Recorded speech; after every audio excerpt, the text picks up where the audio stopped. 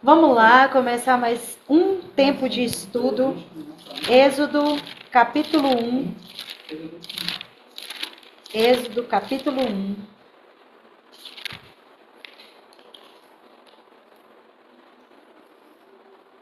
Aleluia. Êxodo, capítulo 1. Ari, qual que é os textos que a gente vai ler? Êxodo 1, 1. Essa porção, ela vai de Êxodo capítulo 1, versículo 1, até capítulo 6, versículo 1. Só que é uma porção muito conhecida. Eu vou ler com vocês alguns versos, mas o nosso estudo hoje vai ficar só no versículo 1. A nossa base do estudo vai ser só o versículo 1. Então, Êxodo capítulo 1, versículo 1. Eu vou ler alguns versos aí, quando eu parar, eu sinalizo para vocês. Êxodo 1, versículo 1 diz assim: Estes são os nomes dos filhos de Israel que entraram no Egito com Jacó. Cada homem veio com a sua casa: Ruben, Simeão, Levi, Judá, Isacar, Zebulon, Benjamim, Dan, Naphtali, Gade e Asser. Ao todo, havia 70 descendentes de Jacó e José estava no Egito. José morreu, bem como todos os seus irmãos e toda a sua geração. Os descendentes de Israel foram férteis, aumentaram muito em número, multiplicaram-se e cresceram poderosamente. A terra encheu-se dele. Então subiu um novo rei no Egito. Ele não sabia nada a respeito de José e disse ao seu povo: Vejam, os descendentes de Israel tornaram-se um povo muito numeroso e poderoso para nós. Venham, usemos de sabedoria para lidar com eles. De outro modo, eles continuarão a multiplicar-se, e em caso de guerra, eles podem aliar-se aos nossos inimigos e lutar contra nós e deixar a terra de uma vez. Por isso, impuseram-lhes capatazes para oprimi-los, com o trabalho forçado, e eles construíram para Faraó as cidades de Armazém, Pitom e Ramsés. Contudo, quanto mais os egípcios oprimiam, mais eles se multiplicavam e cresciam. Até os egípcios ficaram com medo do povo de Israel e os fizeram trabalhar sem descanso. Eu vou ir até aí. Fui até o versículo 13. Pai, essa é a tua palavra, em nome de Jesus. Nós te rendemos graças nessa noite e pedimos ao Senhor que ministre o nosso espírito, ministre o nosso coração. Nos ensine o que o Senhor tem a dizer, Pai, a nós nessa noite. Aquilo que o Senhor deseja ministrar, Pai. Pai, nós temos aqui algo preparado, mas Espírito Santo, seja bem-vindo. Toma o teu lugar de honra. Ministre ao nosso coração o que o Senhor deseja ministrar. Faça como o Senhor deseja fazer. Faça o que está proposto no teu coração. Estabeleça a tua vontade sobre a nossa vontade. Em nome de Cristo Jesus, se desejar mudar tudo, muda tudo. Mas, por favor, não nos permita, Senhor, sair daqui sem ouvir a tua voz. Em nome de Cristo Jesus. Amém, amém e amém. Veja bem, essa porção ela chama Shemot, que significa nomes, porque ela começa trazendo aí os nomes dos filhos de Israel que entraram no Egito juntamente com ele. Mas eu sou uma pessoa muito curiosa e me chamou muita atenção o versículo 1. O versículo 1 vai dizer assim, ó: Estes são os nomes dos filhos de Israel que entraram no Egito com Jacó. Veja bem, como eu disse, Shemot significa nomes. Essa é a primeira porção do livro de Êxodo. Em hebraico, é muito comum na Torá, né, na lei do Senhor, dar nome a toda a porção. Por isso ela se chama nome. Ela se chama Shemot, nomes. Esse título que é dado a essa porção, Shemot, ela vem da palavra Shem, ou Shem não com I, né? Shem, S-H-E-M. Isso significa nome, identidade, reputação, essência e memorial. Olha que interessante, onde isso vai se descamar. No hebraico bíblico, o nome nunca é apenas um rótulo, mas o nome, ele é um destino. O nome aponta para um destino. E aqui nós vemos os nomes dos filhos de Israel. Aquilo que define o nome no hebraico é aquilo que define o que alguém é. Então, vamos pausar aqui. Quando nós pegamos a porção de Êxodo 1, que tem por significado Shemot, que significa nomes. Quando você abre a sua Bíblia, por exemplo, aqui eu gosto de usar a Bíblia judaica completa.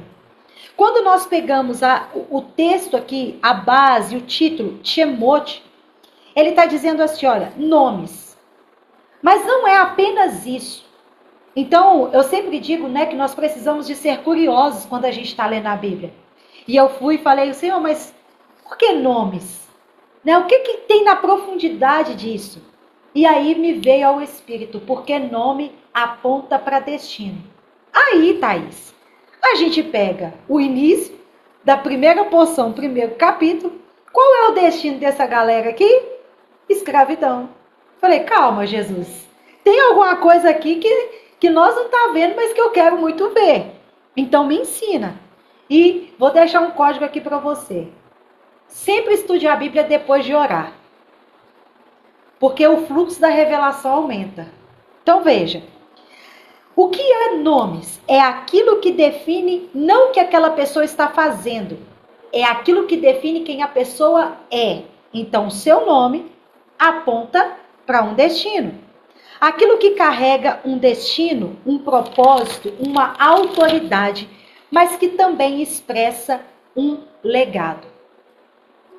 Seu nome é Leão de Deus, né? Leão de Deus. Você vai ser Leão de Deus? Eu sou já, meu filho. Não. Você entendeu? Entendi. Eu sou rei da tribo.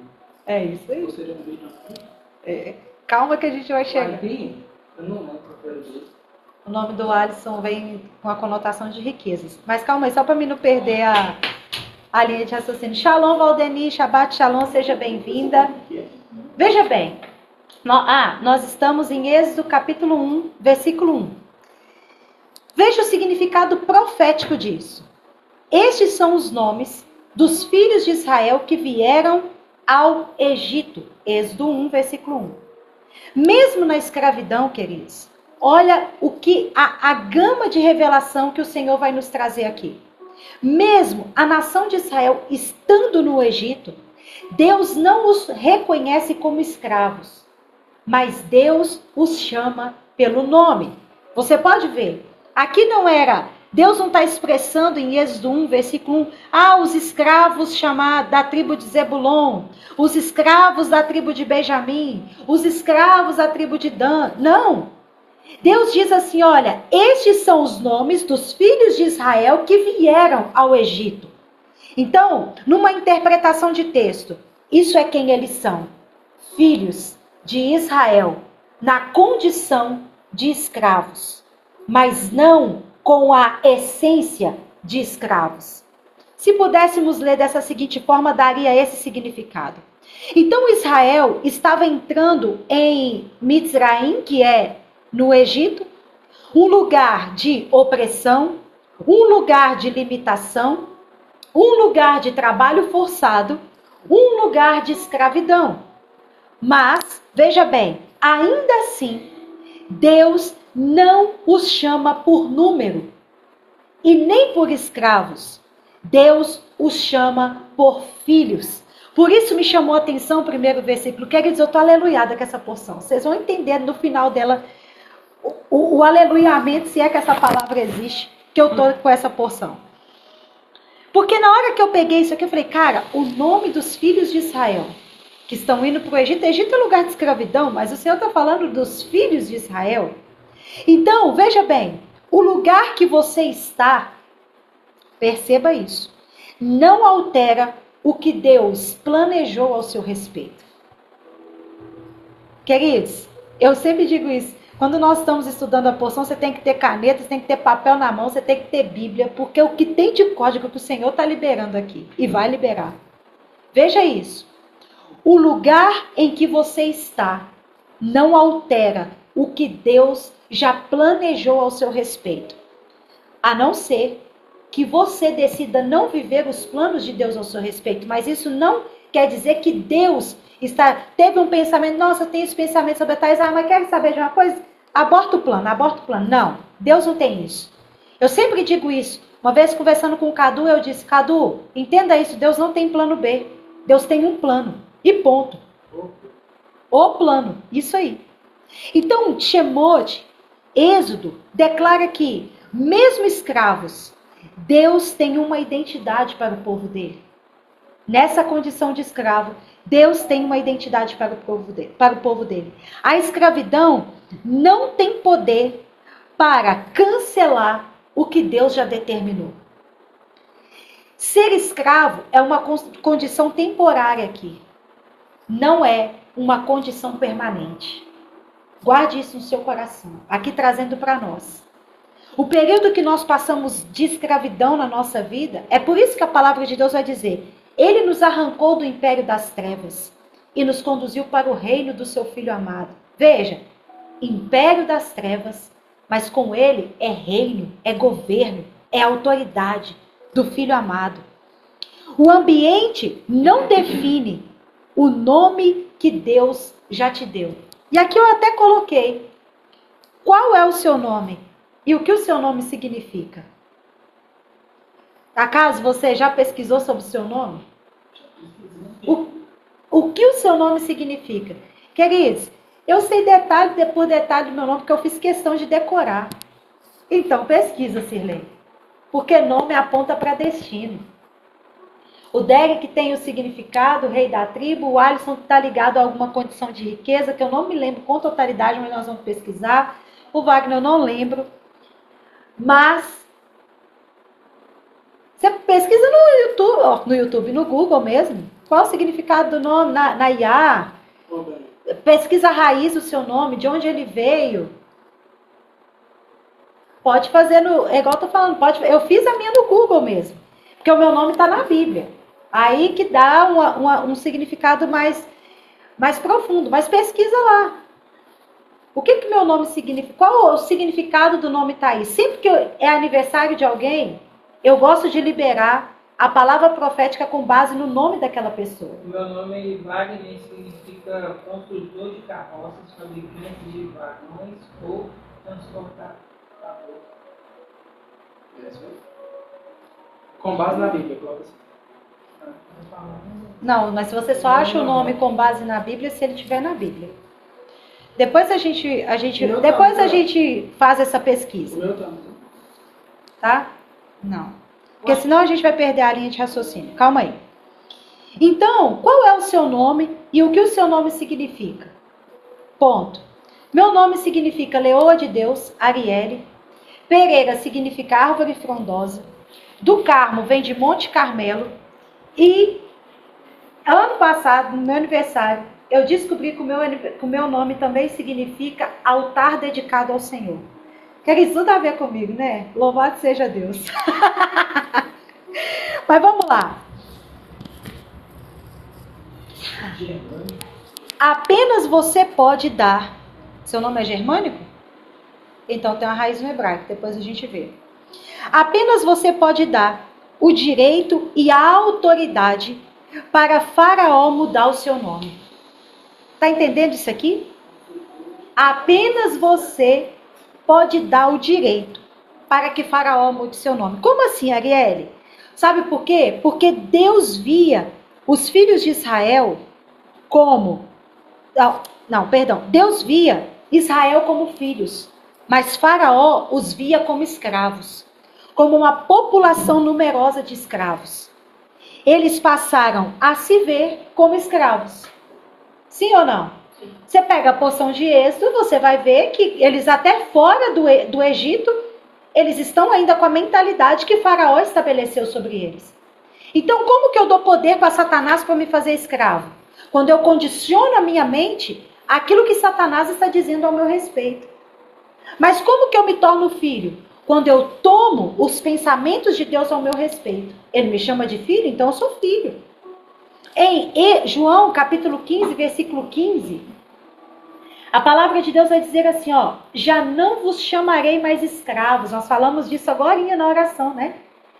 Eu não vos chamarei mais escravos, porque o servo não sabe o que faz o seu senhor, mas vos tenho chamado de amigos, porque tudo quanto ouvi de meu Pai, vos tenho feito a conhecer. Ou seja, queridos, já passou da fase de sermos escravos. Mas Ari, quando que isso termina em mim? Quando você determina que você vai tomar sobre você a identidade que Deus tem sobre você. É quando você para de dar o direito legal para Satanás determinar a sua identidade. É quando você para de dar o direito legal para que Faraó te mantenha como escravo. Ou produza em você uma mentalidade escrava. Essa mentalidade que se torna uma fortaleza, ela precisa ser ruída, ela precisa ser quebrada, ela precisa ser desarticulada. A nossa mente precisa ser mudada. Eu sempre falo sobre esse livro, e eu já enviei esse livro para várias pessoas. Os Caminhos Sobrenaturais da Realeza. Cara, como eu fui tratada na mentalidade de escrava lendo aquele livro. E como eu ainda tenho sido, porque sempre eu estou lendo ele. Sempre eu volto à leitura dele. Então veja, Deus, ele nos reposiciona ao lugar de filho. Antes da libertação, Deus começa a restaurar a nossa identidade. Queridos, veja isso. Ari, como que você diz isso? Aqui. Deus inspira o coração de Moisés a dizer assim, olha, os filhos de Israel que foram com ele para o Egito. Desde o início, Deus os via como filhos e não como escravos. Então, em Isaías 43, versículo 1, a palavra de Deus vai dizer assim, olha, eu te chamei pelo nome e tu és meu. Queridos, só Deus nos chama pelo nome. Quando você pensa algo contrário, eu sou burra, eu sou incapaz, eu não tenho habilidade, eu sou infrutífera, eu sou terra seca, e por aí vai, qualquer outro nome que você pensar sobre você. Isso vai dizer muito sobre o quanto Faraó ainda te domina. Sobre o quanto Faraó ainda te governa. Sabe quando você tenta fazer algo e você não consegue fazer aquilo? Isso não quer dizer que você é burro. Isso não quer dizer que você é incapaz. A falha da coisa que você está fazendo não é você errar, é se você desistir. Uau! Gente, escuta essa aqui. A falha de você fazer algo não é você errar, e sim você desistir. Escutaram aí? Gente, meu profeta, gente, desculpa aí, tá? É isso mesmo. A falha das coisas dar errado, de você não fazer algo, não é você não conseguir, é você desistir no meio do processo. Estava falando com o Derek aqui essa semana. Ele começou a mexer na máquina lá, né? E a máquina é difícil de mexer. Aí ele falou, mãe, nossa, é muito difícil, tem muito detalhe e tal. Eu falei assim, mas se lembre do que eu digo para você todos os dias. Sobre você está a unção de Bezalel e Aholiabe. Que unção é essa? É a unção de Deus que te dá a habilidade para mexer com metais, para construir as coisas, mas também para ensinar. Eu falei para ele, você não vai apenas aprender, você vai ensinar. Essa é a unção que Deus colocou sobre a sua vida. Então, quando nós não conseguimos fazer algo, queridos, quantas vezes eu pensei assim de mim? Nós pensamos assim de nós mesmos? Meu Deus, eu não tenho habilidade, eu não tenho capacidade, eu não tenho isso, eu não tenho aquilo. Mas isso é o condicionamento ainda da nossa mentalidade escrava. Queridos, o Deus que é criador dos céus e da terra. A Bíblia começa dizendo lá em Salmo 24. A terra é do Senhor e tudo que nela há. Tudo que na terra existe pertence ao Senhor. Ele fundou os mares, ele fez todas as coisas. Queridos, acaso esse Deus que é poderoso, que é soberano, que nos governa, que é o nosso Deus, será que ele não tem capacidade de nos dar capacidade? É claro que tem. É tão interessante, um dia eu vou pegar com vocês essa passagem que fala de Bezalel e Aholiabe. Você sabe qual era o dom deles? O dom de mexer com as mãos. Trabalhar com as mãos. Moisés trouxe para eles o desenho. E Deus disse para Moisés, ore, unja Bezalel e Aholiabe e transfira para eles o meu espírito que está em você. E ali foi estabelecido inteligência para construir o tabernáculo. Algo que eles nunca tinham visto, tá? A única pessoa que tinha visto o tabernáculo era Moisés, sobre o monte. Moisés explana para eles o que ele viu. Sabe o que acontece? A visão deles se abre e eles começam a construir. Então veja bem, qual é a riqueza dessa revelação aqui? Veja, Israel e Jacó, queridos, aqui, deixa eu ler o versículo com você de novo. Estes são os nomes dos filhos de Israel que entraram no Egito com Jacó. Cada homem veio com a sua casa. Perceba que aparece 2 nomes no versículo. Esses são os filhos de Israel que entraram no Egito com Jacó. Só que Israel e Jacó é a mesma pessoa. Aí, como eu disse, que eu sou curiosa, veja bem, Jacó e Israel são a mesma pessoa. E muitas das vezes na Bíblia você vai ver Deus fazendo essa junção dos 2 nomes. Na mesma frase, Deus faz questão de apontar os 2 nomes, como por exemplo em Êxodo 1. Estes são os nomes dos filhos de Israel que entraram no Egito com Jacó. Como dito, os 2 são a mesma pessoa, mas cada um dos nomes de Israel, de Jacó, aponta para uma realidade. Quando a Torá usa os 2 nomes na mesma frase, isso nunca é redundância. Os 2 nomes possuem significados que vai nos conduzir a um nível profundo de revelação. Quando a Torá aponta Jacó, Jacó significa calcanhar. Significa aquele que segura o calcanhar. Engano e suplantador. O que significa, Arielle, suplantador? Sabe o que é suplantador? É aquele que venceu a rejeição.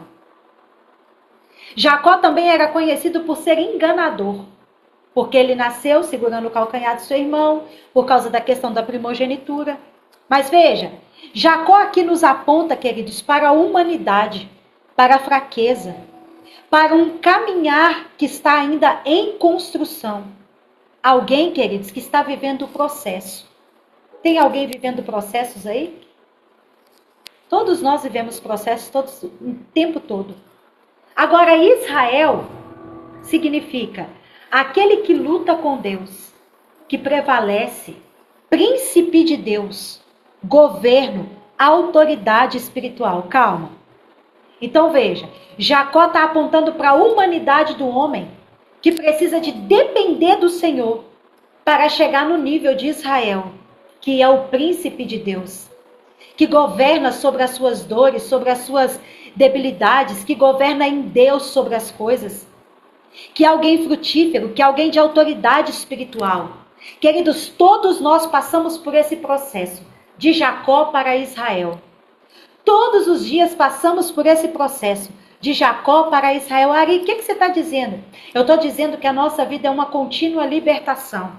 É uma contínua caminhada de processos. E a cada dia, a cada tempo, o Senhor vai nos tornando livres. O Senhor vai nos dando autoridade. O Senhor vai nos dando governo para que possamos vencer o dia mau e governar com Cristo nas regiões celestiais.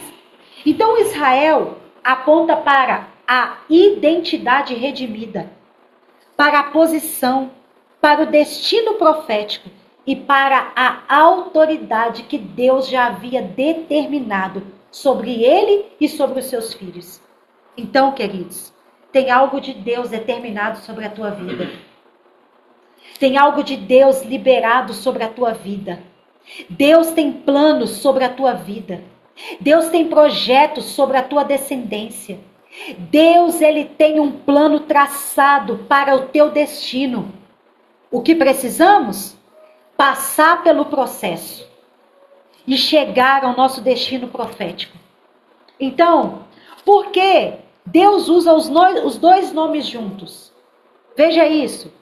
Israel é quem eles são em Deus. Como Deus os vê. Como que Deus via o povo de Israel? Como filhos. Como Deus te vê? Será que Deus te vê como escravo? Será que Deus te vê como alguém ilegítimo? Não. Deus te vê como filho. Aí, Israel também aponta para a identidade, para o propósito, para o destino, mas também para a herança. Mas e Jacó? Jacó é o processo para vencer as inseguranças, as circunstâncias, para romper com a jornada. Jacó é o que falamos de vamos chegar do outro lado. Deus, ele afirma, nós iremos para o outro lado. Jesus diz isso para os discípulos. Mas para chegar do outro lado, existe o processo. É esse o ponto. Para ser Israel, é necessário vencer o Jacó que há dentro de nós. Uau! Guarde isso no seu coração. Para chegar no nível de Israel. E quando o nome Israel aponta aquele que luta com Deus, não é contra Deus. É aquele que aprendeu a guerrear na força do Senhor. Você está me entendendo? Você está recebendo essa palavra? Está dando para você compreender? Então Israel é quem eles são. Jacó é o processo para chegar até Israel. Eles entraram no Egito como filhos de uma promessa eterna, mas atravessavam uma jornada em um ambiente árido, limitado e de escravidão. Queridos, em várias etapas da nossa vida, o Senhor nos permitirá entrar nesse ambiente. Um ambiente talvez árido, limitado. Para quê? Para extrair de nós o nosso melhor. Não é para te matar. É para te mostrar que na força dele, você produz muitos frutos, até mesmo na terra que está árida. Uau! Veja o detalhe. No versículo, Israel vem primeiro e depois vem Jacó. Isso aponta que Deus nunca os viu como escravo, mas como filhos. Mesmo entrando no Egito como Jacó, os pensamentos, a opinião de Deus ao respeito deles não mudou. No capítulo 4, Deus vai chamar eles, sabe de quê? De primogênitos. Nós vamos chegar lá. A ordem dos nomes não é alterada acidentalmente. Primeiro Israel, depois Jacó. No hebraico, a ordem das palavras revelam a intenção de Deus. No hebraico, a ordem dos nomes revelam a intenção. Deus poderia ter colocado filhos de Jacó, filhos de Israel. Mas veja, esse aqui, Deus está estabelecendo, na verdade, a identidade. Filhos de Israel, filhos de Jacó. Sabe por quê? Porque o Jacó não é o todo. O Jacó não é eternamente, mas sim o Israel. Nós governaremos com Cristo. Estamos governando com Cristo. O Jacó, como eu disse antes, é apenas o processo. É por isso que vem depois. Deus os vê pelo nome da promessa e não pelo nome da condição. Lembra que eu disse que Jacó é o processo e a condição que eles estavam? Deus não está vendo pela condição de escravos que eles estavam. Deus estava vendo pela palavra que ele mesmo estabeleceu, pela promessa que ele mesmo determinou. Vocês não são mais escravos, vocês são filhos. Então, veja bem, aqui nós vamos ver o quê? Escravidão no Egito. Escravidão, nós vamos ver chicote, nós vamos ver trabalho forçado. Essa era a visão de Faraó sobre eles. O que eles tinham de herança no Egito? Escravidão, um chicote nos lombos e um trabalho forçado. Certo? Essa era a visão de Faraó sobre eles. Mas veja como era a visão de Deus sobre eles. Filhos da promessa, filhos de governo e filhos da aliança. Queridos, vocês estão entendendo aqui que há uma visão que precisa ser alinhada com a visão de Deus? É isso que o Senhor está nos ensinando. O Egito nunca definiu quem você é em Deus. Eu vou repetir isso aqui. O Egito nunca definiu e nunca vai definir quem você é em Deus. A questão aqui é quem você decide ouvir. O faraó ou a voz de Deus ao seu respeito? Em 1 João capítulo 3, versículo 1, a palavra de Deus vai dizer assim: vede quanto amor o Pai nos concedeu ao permitir sermos chamados de filhos de Deus. Pois é isso que exatamente nós somos. 1 João testifica o que o Senhor está nos trazendo aqui. Mas, abra sua Bíblia comigo em Êxodo capítulo 4, versículo 22.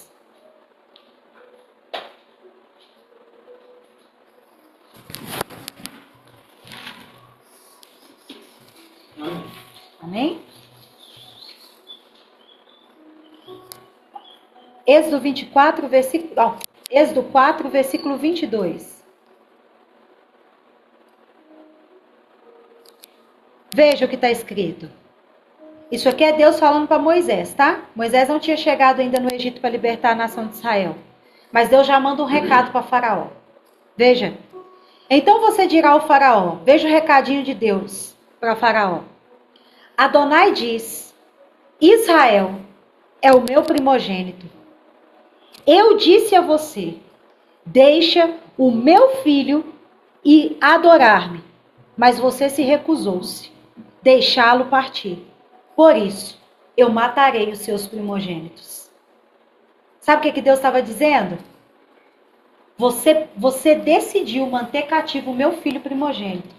Lembra que eu disse que para Deus eles nunca foram escravos?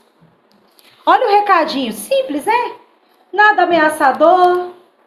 Se eu fosse Faraó, uma só de ouvir isso aqui, eu falava, pode deixar. Libera esse povo aí que o negócio tá ficando feio pro meu lado. Mas, tudo tem um propósito de Deus, né? Mas... A gente tem um péssimo hábito de não querer abandonar aquilo que já era para ter abandonado. É isso aí. O Wagner disse aqui, a gente tem um péssimo hábito de não querer abandonar aquilo que Deus já mandou a gente abandonar. Né? E aí, Moisés vai com esse recadinho. Qual é o recadinho? Adonai diz, sabe o que é isso? O Deus Altíssimo manda te dizer. Olha isso. O Senhor, na Bíblia Sagrada, está o Senhor todo em letra maiúscula. Israel é o meu filho primogênito. Eu disse a você, deixa o meu filho ir me adorar no deserto. E você não deixou. Por isso, eu matarei os seus primogênitos. Deus não está trazendo, talvez eu matarei. Eu vou matar o seu primogênito. Sabe o que Deus está falando? O seu primogênito eu não deixarei escravo. Eu vou matar ele. Porque eu vou fazer justiça contra aquilo que você fez com o meu primogênito. Queridos, isso aqui, você não vê paternidade nisso aqui, não? Como que a pessoa não consegue ver a paternidade de Deus na lei do Senhor? Isso aqui é a proteção do Senhor. E eu já disse isso outras vezes e eu vou repetir. Aqui é antes de Moisés chegar no Egito. E aonde que Deus está mandando eles ir celebrar, adorar o Senhor? No deserto. Eu já disse e eu vou repetir. Deus está dizendo que até no deserto é um lugar de celebração. Mas sabe o que nos impede de adorar o Senhor no deserto? É tudo em nós que nós damos autoridade para Faraó nos manter como escravos. Não é Deus que arranca a nossa alegria. É tudo que nós damos legalidade para Faraó nos manter escravos. Então veja, Israel é o meu primogênito. Isto é, porção dobrada, autoridade, herança, governo, é a representação do Pai. Todo primogênito representa o Pai. Veja, em João capítulo 5, versículo 19, Jesus diz: eu faço o que vejo meu Pai fazer. Quem era Jesus? O primogênito do Pai. João 14, versículo 8. Eu vou lendo aqui para a gente ganhar tempo. Do 8 ao 11 vai dizer assim, olha. Replicou-lhe Filipe: Senhor, mostra-nos o Pai, e isso já nos basta. Disse-lhe Jesus: Filipe, há tanto tempo eu estou convosco e não tens me conhecido? Quem vê a mim, vê o Pai. Como dizes tu, mostra-nos o Pai? Não crês que eu estou no Pai e que o Pai está em mim?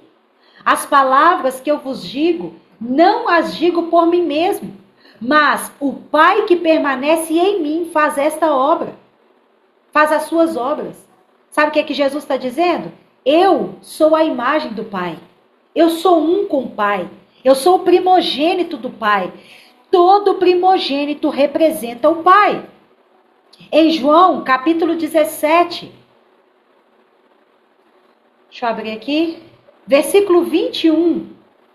Jesus também disse: a fim de que todos sejam um, como és tu, ó Pai, em mim, eu em ti, também que sejam eles um em nós, para que o mundo creia que tu me enviaste. Jesus de novo dizendo que ele é um com o Pai. Jesus é a representação exata do Pai. Nós, como filhos, representamos o nosso Pai. Queridos, nós somos embaixadores do reino. Somos representação do Pai sobre a terra. Veja, por isso a palavra de Deus, abra sua Bíblia aí comigo. 2 Coríntios, capítulo 5, versículo 18.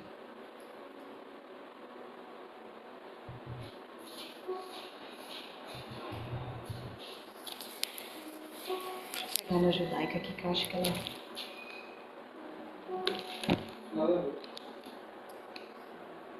Segunda Coríntios,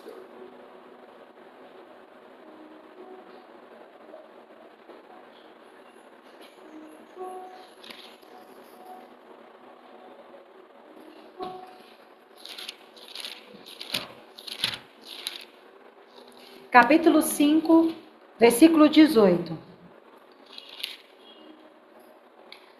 Olha que interessante. Só esperar o Alisson abrir ali. Vamos não para começar, Alisson.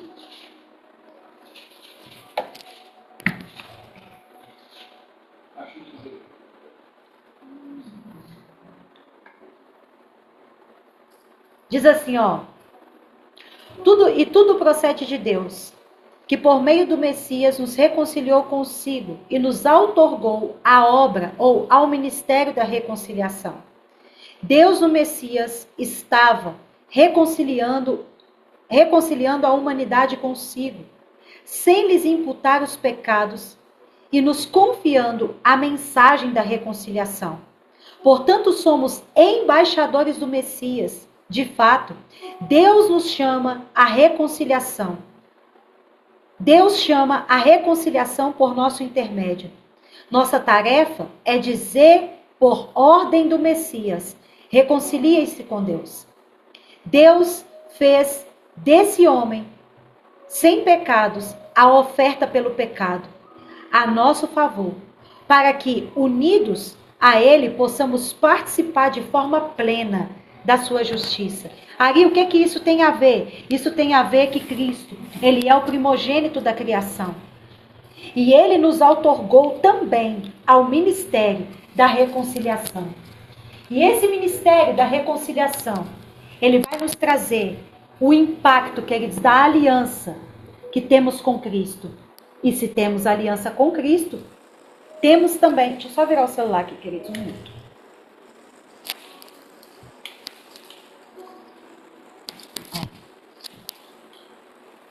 Se temos aliança com Cristo, temos aliança com o Pai. E por isso somos filhos. Somos filhos por causa de Cristo.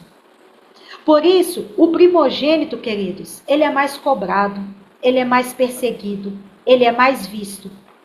Ser primogênito não é apenas um privilégio. Ser primogênito é uma responsabilidade.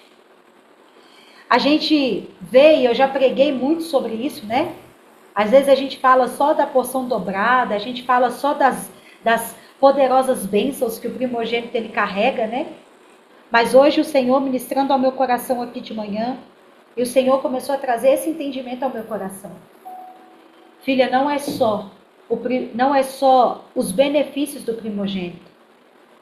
O primogênito ele carrega a responsabilidade.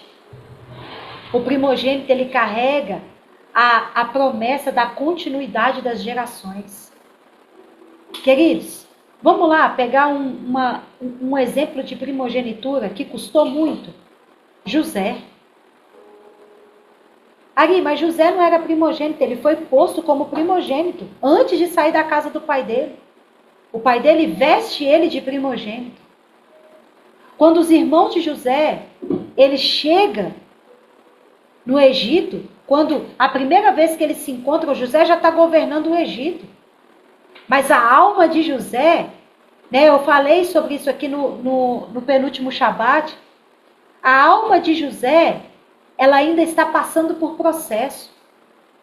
Mas sabe o que José expressa ali? A maturidade. Primogênito, quer dizer, ele precisa amadurecer. O primogênito, ele precisa de assumir a responsabilidade que ele carrega. Sabe por quê? O primogênito imaturo gera uma descendência imatura. E não é só a descendência que nasce dele.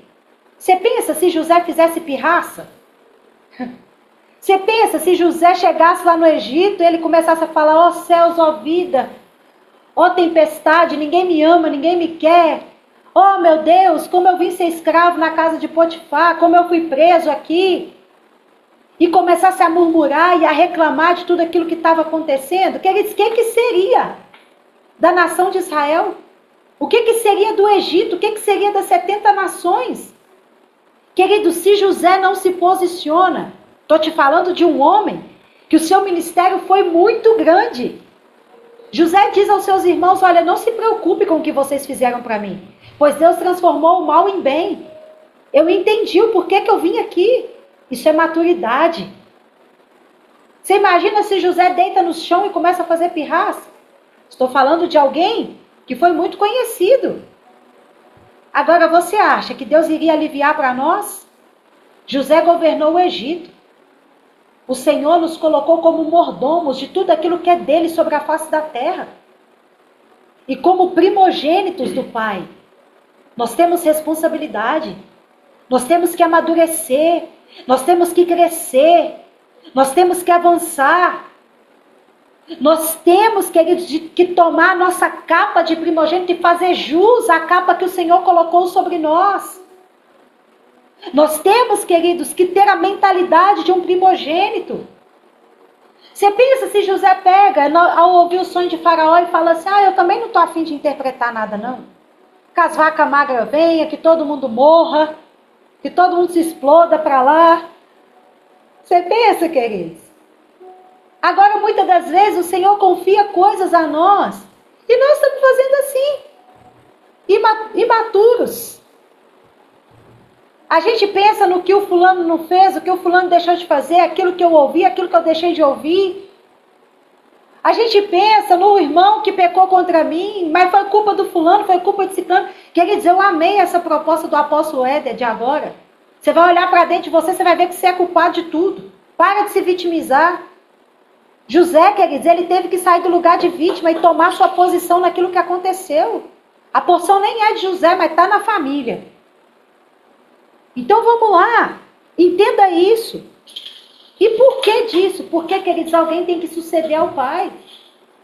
Alguém tem que tomar a capa de responsabilidade e falar: pai, eu pego o legado aqui, eu pego o bastão e eu dou continuidade naquilo que o Senhor já liberou sobre a minha vida. A palavra de Deus diz em Mateus 21, versículo 9, bendito é aquele que vem em nome do Senhor. Por que eu coloquei esse versículo aqui? Porque, queridos, como filhos e como primogênitos, você caminha em nome do Senhor. Se você não honra o nome que você carrega, se você não honra o nome dos seus pais, honre o nome de Deus que você carrega. E eu amo a versão judaica completa, porque em Mateus 6,6, olha que responsabilidade. Deixa eu abrir aqui na minha versão aqui para você ver a oração do Pai Nosso. 6,9, perdão, 6,9. Olha isso. Vocês, portanto, devem orar assim: Pai nosso, no céu, que o teu nome seja mantido santo. Sabe aonde? Em nós. Sabe quando você fala assim, em nome de Jesus? Você está falando, eu estou vindo no nome daquele que me governa. Então, para você pensar. Será que no nosso dia a dia, nós temos honrado o nome que nós dizemos carregar? Não é pesado isso, queridos? Hoje, escrevendo isso aqui, falei, pai, isso aqui, ó, tá sobre os filhos. A gente carrega o nome dos nossos pais na terra, mas a gente também carrega o nome do nosso Pai Celestial. Teve uma certa vez, uma irmã me ligou, ela queria muito fazer um curso do Avança. Não me esqueço disso. E aí ela queria muito e ela não fez o curso. Ela sumiu uns 3 anos, depois ela ligou de novo. Ela virou para mim e falou assim, Arielle, há um tempo atrás, não sei se foi 3 ou 2 anos, não me lembro direito. Há um tempo atrás vocês ministraram um curso assim, assim, assim. Olha isso, queridos. E eu tive muito desejo de fazer esse curso. Meu coração ardeu por isso. Mas quando eu entrei em contato com vocês para fazer o curso, o Senhor falou comigo assim, antes de você aprender sobre libertação, aprenda a honrar o meu nome. Ela estava devendo um monte de gente, mas ela devia e ela não pagava, por causa do caráter dela. Ela trouxe isso para mim. Arielle, o meu caráter era de comprar e não pagar. E na hora que eu fui me inscrever, eu fui procurar para fazer o curso, o Senhor trouxe isso. Passou-se 2 ou 3 anos, é mais ou menos dentro dessa base. Ela me ligou e falou assim, eu estou te ligando de volta para te dizer que eu aprendi a honrar o nome do Senhor nas minhas finanças. Eu paguei as minhas dívidas. Olha isso. Eu paguei as minhas dívidas e hoje eu posso estudar com vocês. Aí ela pegou e falou assim, Arielle, sabe o que o Senhor me ensinou? Que o nome que eu carrego não é o meu. Todas as vezes que eu oro em nome de Jesus. Todas as vezes que eu saio na rua, eu carrego o nome de Jesus. Todas as vezes que eu compro no nome de Jesus. Eu pago no nome de Jesus. Eu me alimento por causa de Jesus. Eu me visto por causa de Jesus. E por isso, eu estava desonrando o nome que eu decidi carregar. Queridos, não é pesado? Como eu aprendi com essa mulher. E aí ela se inscreveu e fez o curso. E não me pergunte quem é, porque eu não sei mais. Porque depois disso, ela comprou o curso, já estava gravado, ela sumiu. Mas eu entendi que talvez Deus estava me trazendo um princípio. Naquele dia, Deus estava me ensinando algo.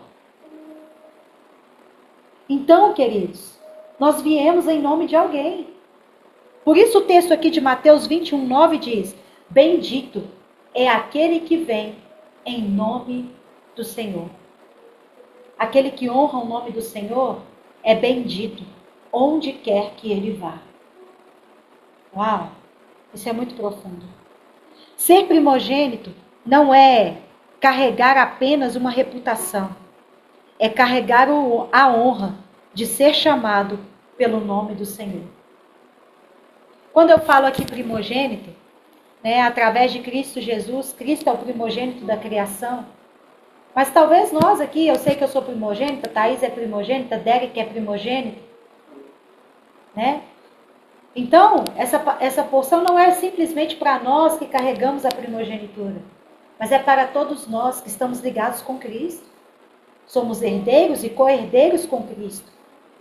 Então, nós precisamos, queridos, honrar o Deus que nós dizemos servir em todas as áreas da nossa vida. Veja, escravo, a nação de Israel, aos olhos do Egito, era escravo.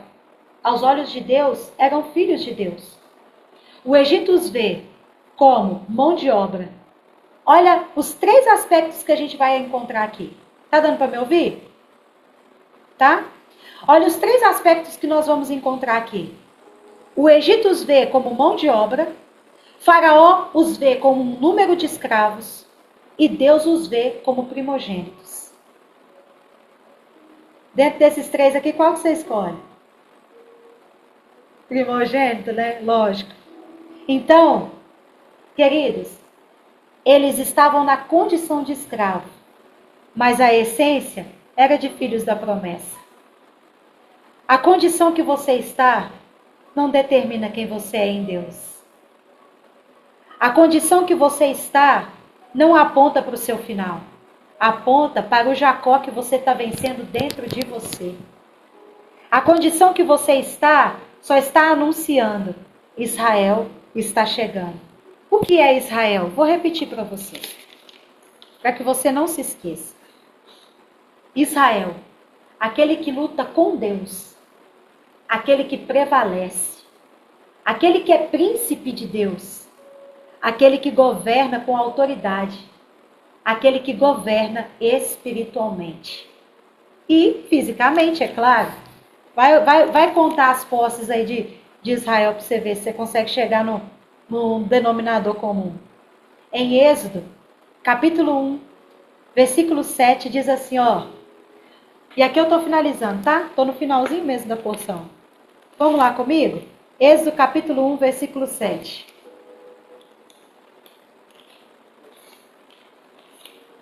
Veja o que deixa Faraó endemoniado. Êxodo, capítulo 1, versículo 7.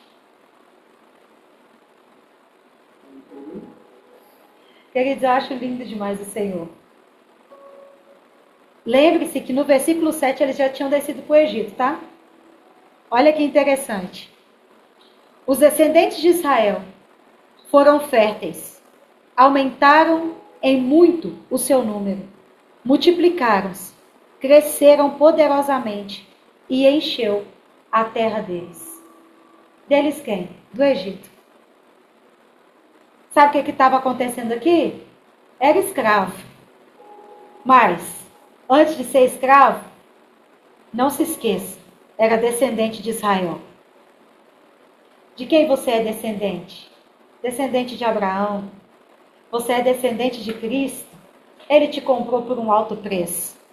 Veja bem, na terra da escravidão, foram férteis, aumentaram o seu número, multiplicaram, cresceram poderosamente e encheu a terra deles. Veja isso. Então subiu o novo rei do Egito. Eu li isso aqui anteriormente.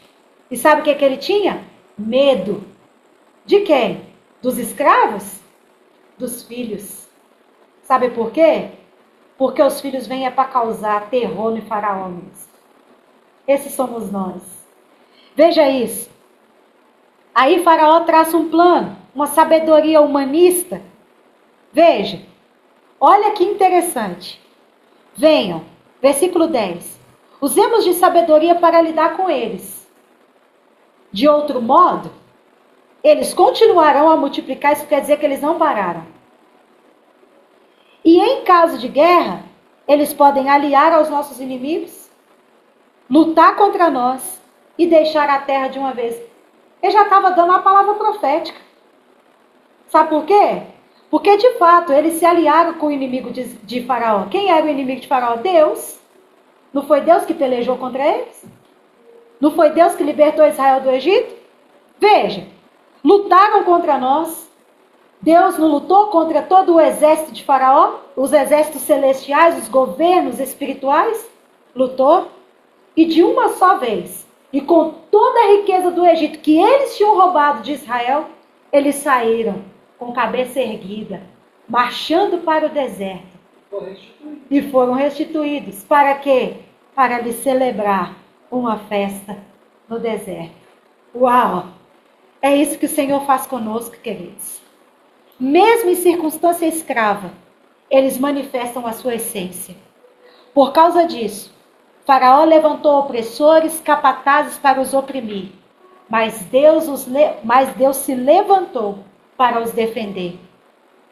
Até neles, formaram neles uma mentalidade escrava? Formou. Deus trabalhou, pelejou para tirar a mentalidade? Sim. Deus teve que colocar o Shabat como lei, para que eles aprendessem a descansar. Mas sabe o que isso aqui nos traz como entendimento? Se nós permanecermos olhando para nós como Deus nos olha, queridos, com certeza, nós nos veremos como filhos, nos moveremos como filhos, nos multiplicaremos como filhos e seremos prósperos sobre a face da terra como filhos. Não produziremos para entregar na mão de Faraó. Nós produziremos para deixar herança para a nossa descendência. Em nome de Cristo Jesus. Amém? Você recebe essa palavra? Recebe essa palavra no seu coração? Aleluia. Queridos, todo final de porção, né, se você pegar a Torá, todo final de livro, né? Igual terminamos Gênesis, todo final vai estar escrito assim, ó: seja forte e sejamos fortalecidos. Eu quero declarar isso sobre a sua vida. Que você seja forte e que nós sejamos fortalecidos no Senhor. Queridos, até que Jesus venha, que nós possamos ser aqueles que cumprem um propósito, que manifestemos a essência de filhos que nós carregamos e que nós possamos, queridos, ser prósperos. Sabe o que é próspero? Não é simplesmente ter abundância financeira de riquezas, não. É ser próspero em todas as áreas da nossa vida. Isso testemunha, isso é fruto do governo de Deus sobre a nossa vida. Amém? Então, só um minutinho.